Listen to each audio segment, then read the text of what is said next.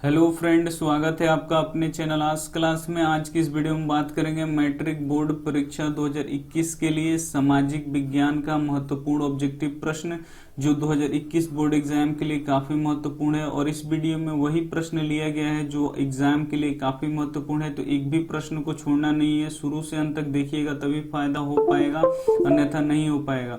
और जो प्रश्न आपको याद नहीं है तो कलम कॉपी लेके बैठिए, आप उसे नोट कीजिए और उसे क्या कर लीजिए, याद कर लीजिए।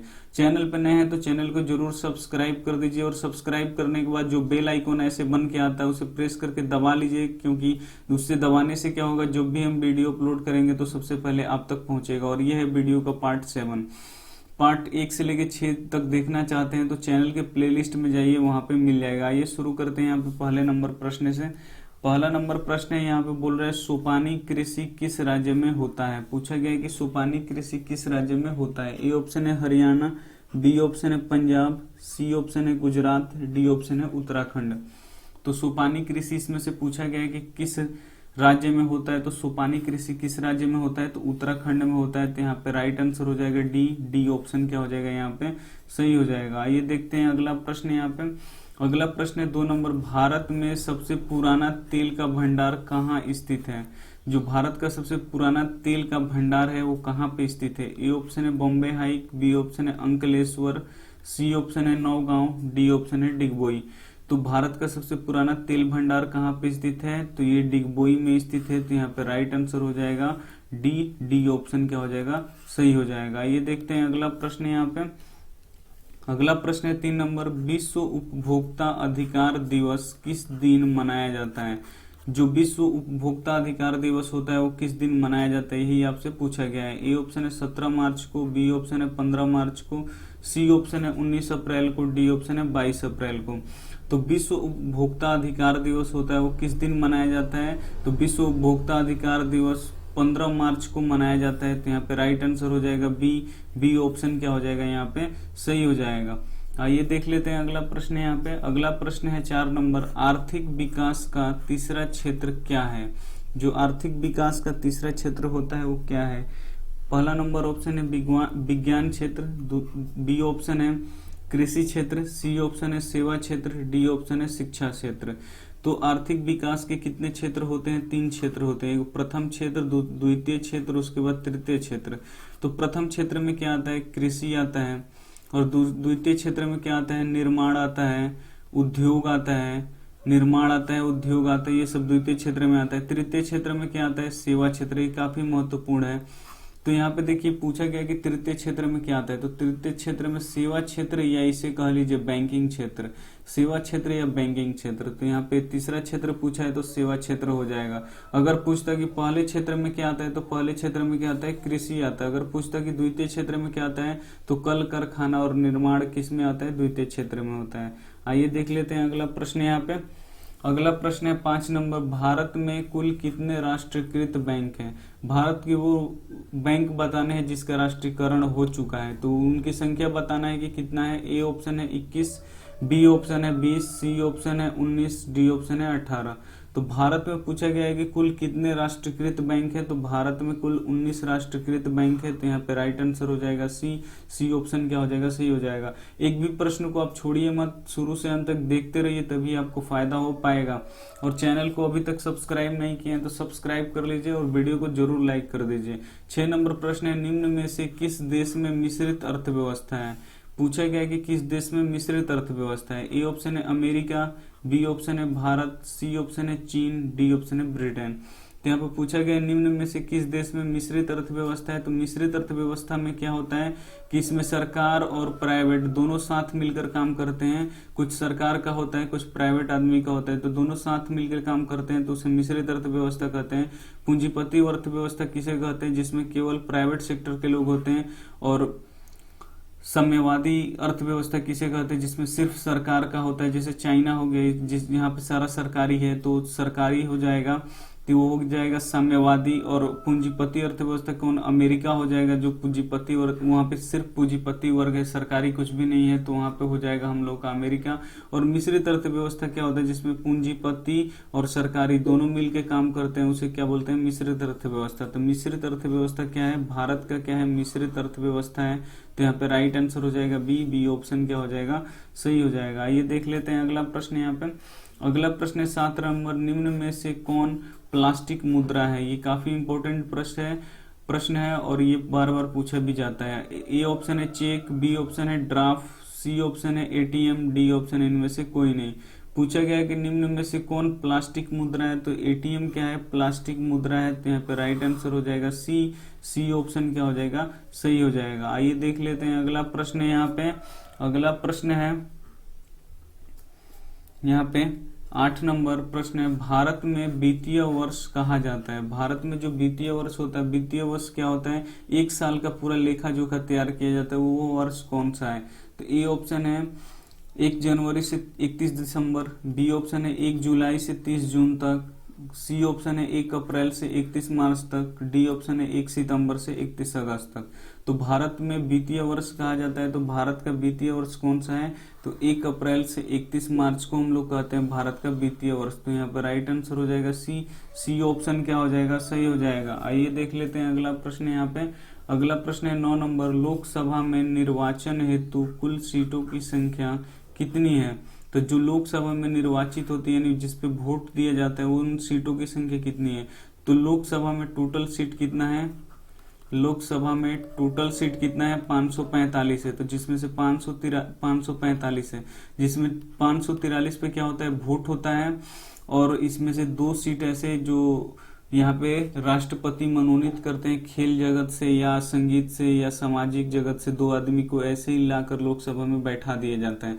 लेकिन वोट कितने पे होता है, तो 543 पे होता है। अगर पूछ दे कि टोटल संख्या कितना है लोकसभा में, तो 545 है। तो यहाँ पे पूछा गया लोकसभा में निर्वाचन हेतु कुल सीटों की संख्या, तो जिसपे वोट होता है वो टोटल संख्या कितना है, तो 543 है। तो यहाँ पे राइट आंसर हो जाएगा सी ऑप्शन क्या हो जाएगा, सही हो जाएगा। अगर ये प्रश्न पूछता है कि लोकसभा में कुल कितने सीट हैं, तो कुल कितने सीट हो जाते हैं, 545 होते हैं। उम्मीद कर रहे हैं समझ में आ रहा होगा। तो समझ में आ रहा है तो वीडियो को जरूर लाइक कर दीजिए। आइए देखते हैं अगला प्रश्न 10 नंबर प्रश्न है, भारतीय जनता पार्टी का चुनाव चिन्ह क्या है। ये भी प्रश्न काफी बार पूछा गया है, जिसे आपको याद होना चाहिए। 2019 में भी ये प्रश्न पूछा गया था।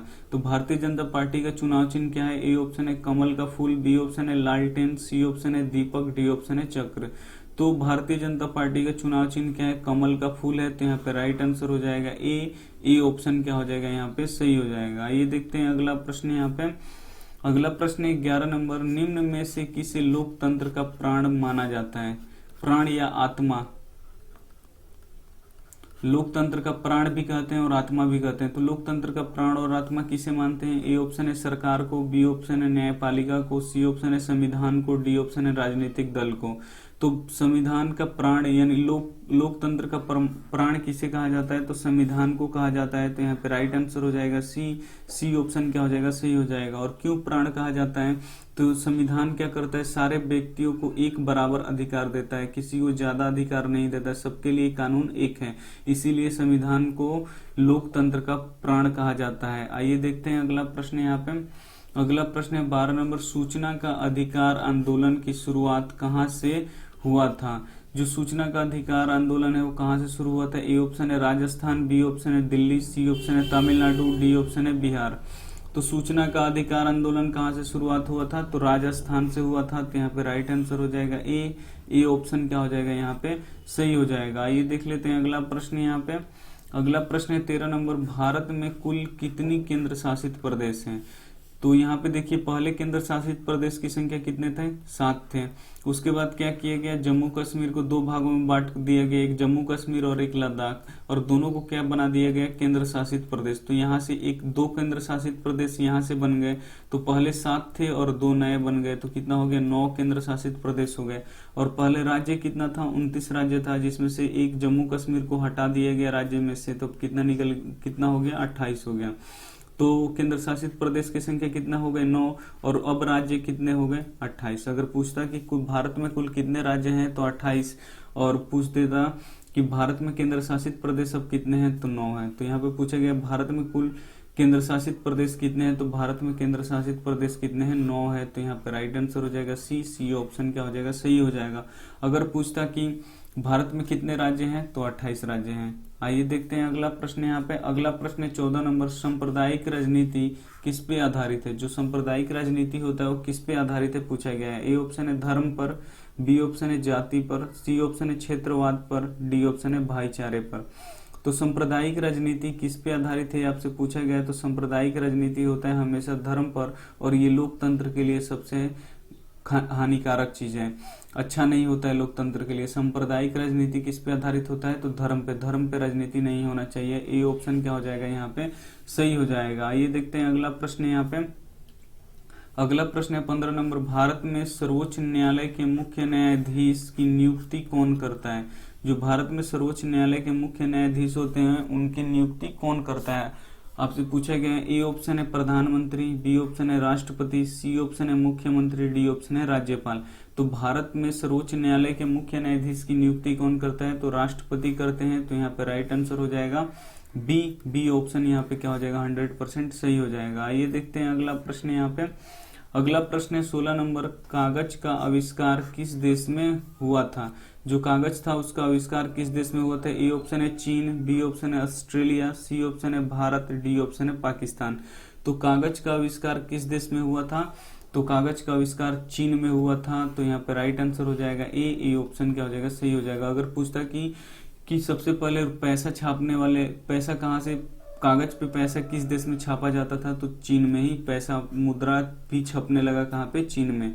तो यहाँ पे पूछे गए कागज का आविष्कार किस देश में हुआ था, तो चीन में। अगर कागजी मुद्रा का आविष्कार किसने किया तो ये भी पूछता, तो ये भी चीन का ही सही आंसर होता है। आइए देखते हैं अगला प्रश्न। अगला प्रश्न यहाँ पे देख सकते हैं, भारत में प्रेस की स्वतंत्रता के जनक किसे माना जाता है। जो भारत में प्रेस की स्वतंत्रता पहले नहीं थी अंग्रेजों के समय में, जो अंग्रेज बोलते थे वही न्यूज़पेपर में छपता था, अपने मन से कोई भी कुछ नहीं छाप सकता था। तो प्रेस की स्वतंत्रता के जनक किसे माना जाता है। ए ऑप्शन है गोविंद सिंह, बी ऑप्शन है राजा राम मोहन, सी ऑप्शन है महात्मा गांधी, डी ऑप्शन है हिक्की। तो यहाँ पे जो प्रेस की स्वतंत्रता थी, जो सरकार के प्रति जो सरकार बोलेगी वही वो लोग दिखाएंगे, उससे ज्यादा कुछ जो सच्चाई होगा वह नहीं दिखाएंगे। तो पहले भी ऐसी घटना थी अंग्रेजों के टाइम में, प्रेस की स्वतंत्रता नहीं थी, जो कुछ भी नहीं छाप सकते थे, उसको स्वतंत्रता किसने दिलाई, तो हिक्की ने दिलाई। तो यहाँ पर राइट आंसर हो जाएगा डी। ये हिक्की कौन थे, तो अंग्रेजों के गवर्नर जनरल थे। तो यहाँ पे राइट आंसर हो जाएगा डी ऑप्शन क्या हो जाएगा, सही हो जाएगा। आइए देखते हैं अगला प्रश्न। यहाँ पे 18 नंबर प्रश्न है, किसने कहा था कि मुद्रण ईश्वर का दिया हुआ बहुत बड़ा तोहफा है। किसने कहा था कि मुद्रण ईश्वर का दिया हुआ सबसे बड़ा तोहफा है। ए ऑप्शन है महात्मा गांधी, बी ऑप्शन है मार्टिन लूथर, सी ऑप्शन है रविंद्रनाथ, डी ऑप्शन है जवाहरलाल नेहरू। तो किसने कहा था कि मुद्रण ईश्वर का दिया हुआ बहुत बड़ा तोहफा है, तो मार्टिन लूथर किंग ने कहा था। तो यहाँ पे राइट आंसर हो जाएगा बी वाला ऑप्शन क्या हो जाएगा, यहाँ पे सही हो जाएगा। ये देखते हैं अगला प्रश्न। यहाँ पे अगला प्रश्न है 19 नंबर, धन निकासी का सिद्धांत किसने दिया था। जो धन निकासी का सिद्धांत होता है वो किसने दिया था पूछा गया आपसे। तो यहाँ पे देखिए, ए ऑप्शन है फिरोज शाह, बी ऑप्शन है दादा भाई नौरोजी, सी ऑप्शन है महात्मा गांधी, डी ऑप्शन है तिलक। तो धन निकासी का सिद्धांत किसने दिया था, तो धन निकासी का सिद्धांत दादा भाई नौरोजी ने दिया था। तो यहाँ पे राइट आंसर हो जाएगा बी ऑप्शन यहाँ पे क्या हो जाएगा, सही हो जाएगा। आइए देखते हैं अगला प्रश्न। यहाँ पे अगला प्रश्न है 20 नंबर, आलू अकाल किस देश में पड़ा था। जो आलू का अकाल था वो किस देश में पड़ा था, ये भी प्रश्न बार बार पूछा जाता है। ए ऑप्शन है आयरलैंड, बी ऑप्शन है इंग्लैंड, सी ऑप्शन है अमेरिका, डी ऑप्शन है जर्मनी। तो आलू अकाल किस देश में पड़ा था, तो आलू अकाल आयरलैंड में पड़ा था। तो यहाँ पे राइट आंसर हो जाएगा ए ऑप्शन क्या हो जाएगा, यहाँ पे 100% सही हो जाएगा। यहाँ पे सारे महत्वपूर्ण ऑब्जेक्टिव प्रश्न समाप्त होते हैं। तो जो आपको याद नहीं है उसे प्लीज आप लिख के याद कर लीजिए, ताकि परीक्षा में आप अच्छी मार्क्स ला सकें। अगर चैनल पे नए हैं तो चैनल को जरूर सब्सक्राइब कर दीजिए। सब्सक्राइब करने के बाद जो बेल आइकन आएगा उसे प्रेस कर दीजिए, और वीडियो को लाइक कर दीजिए। अपने दोस्तों के पास व्हाट्सएप पे शेयर कीजिए, अपने जो भाई बहन है उस पर शेयर कीजिए, ताकि उनकी भी तैयारी अच्छी हो सके। थैंक यू फॉर वॉचिंग, यहाँ तक देखने के लिए। अब मिलते हैं अगले वीडियो में।